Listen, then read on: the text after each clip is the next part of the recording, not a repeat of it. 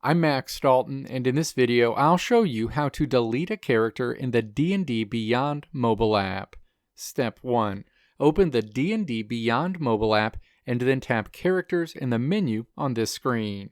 You'll land on the My Characters screen where you'll see a list of all of your created D&D Beyond characters.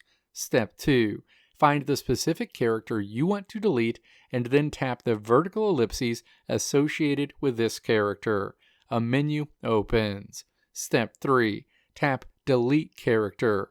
A window opens asking if you're sure you want to delete this D&D Beyond character. You'll also be notified that all of the data for this character will be lost. Step 4. Tap Delete. That character will be deleted immediately. Let me know if this video helped you out in the comments below.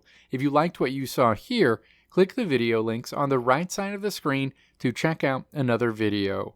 Or click the logo on the left side of the screen to check out my tutorial website at www.maxdalton.how.